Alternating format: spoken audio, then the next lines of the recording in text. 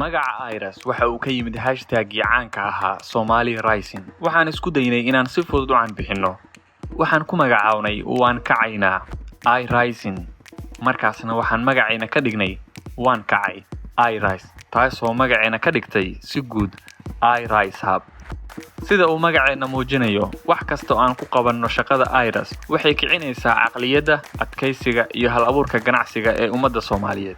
Waa maxay aragtideenu? Samaynta boosas u qalma hal-abuurayaasha tiknoolajiyadda iyo ganacsiga si loo koriyo dhaqaalaha Soomaaliya iyo horumarka danabaysan digital development.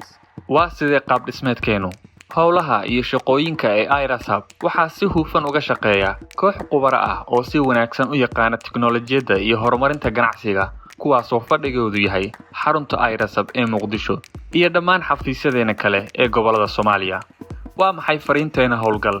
In aan noqono xarunta koowaad ee hal-abuurka iyo tiknoolajiyadda cusub, kaasoo xal u abuuri kara nidaam deegaan oo hal-abuurka ku dheehan tahay oo ku waara guud ahaan Soomaaliya iyo gobolkaba. Qaabka shaqadeena tiknoolajiyadda. Waxaan aaminsanahay wadada dhaqaalaha danabaysan lagu kobcin karo inay tahay wada shaqayn iyo u isticmaalida tiknoolajiyadda si hufan, taasoo keentay inaan xoogga saarno tiknoolajiyadda shaqo kasto aan qabanay. Hal-abuur. Si aan u soo saarno fikrado iyo xalal hal-abuur ah, waxaan dhalinyarada Soomaaliyeed ku hagnaa inay u fakiraan si ka baxsan deegaanka ku xeeran. Kala duwanaansho. Waxaa naga go'an in qof walba uu raba inuu qayb ka noqdo safarkeena hal-abuur, inaan soo dhaweyno annagoo aanan ku xidhinin wax shuruud ah ama aan loo fiirinaynin halka uu ka soo jeedo. Saameynteena. 12 barnaamij. In ka badan 50 dhacdooyin.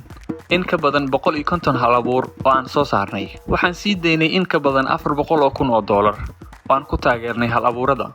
In ka badan 40 tababarayaal. In ka badan 15,000 ka qaybgalayaal oo ka qaybgalay dhammaan barnaamijyadeena. In ka badan 3,000 oo dhalinyaro ah ayaa awood siinay oo ka faa'iidaystay dhammaan barnaamijyadeena. Sidoo kale, in ka badan 20 hay'ado caalami ah ayaa nala shaqeeya. Barnaamijyadeena waxaa ka mid ah Kobciye.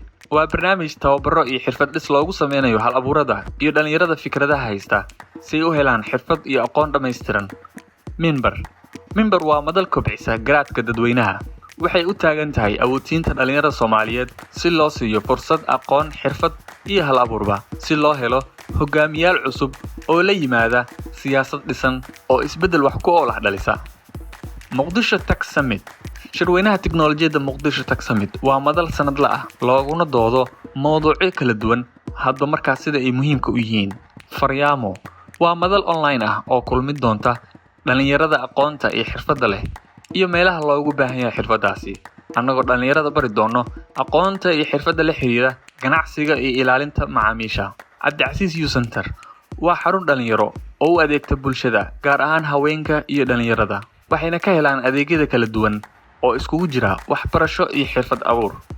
Rise Academy waa iskuul dhalinyarada lagu baro aqoonta kombiyuutarka, gaar ahaan codinka si ay suuqa shaqada u galaan. Iris Hub. Hoyga hal-abuurka.